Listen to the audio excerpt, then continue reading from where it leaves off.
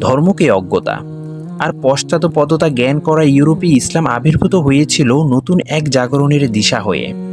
চার্চকে সভ্যতার বিকাশে অন্তরায় মনে করা মানুষদের সামনে আল্লাহর মনোনীত ধর্ম হয়ে উঠেছিল এক নতুন পৃথিবীর দীপ্ত ইশতেহার। স্বাধীনতা আর মানবতার মোড়কে সমাজে কতটা বিকৃতি যে ছড়িয়ে পড়েছিল তা ইসলাম আঙুল তুলে দেখাতে লাগলো একে একে। চার্চ আর বিজ্ঞানবাদের লড়াইয়ে যখন উদ্ভাবিত হচ্ছিল মানববাদ, নারীবাদ এবং বিস্তৃতি পাচ্ছিল সমকামের মতো অপ্রাকৃতিক আচরণ, মানুষকে আলো দেখাতে তখন ইসলাম হাজির হলো তার সমাধানের সমাহার নিয়ে। বিনিশতুর মালা কেটে গেলে যেভাবে মুক্তদানা ছড়িয়ে ছিটিয়ে যায়, ধর্মীয় বিধানের বিকৃতিও তেমনই মানব সভ্যতাকে করে তোলে অস্থিতিশীল, অসহনীয়। ভুল জিনিস আর ভুল বিশ্বাসে অভ্যস্ত মানুষের জন্য ইসলাম কিভাবে সমাধান বাতলায়? ধর্মকে আস্থা করে পাঠানোর দুনিয়ায় ইসলাম কেন সবচেয়ে বেশি প্রাসঙ্গিক?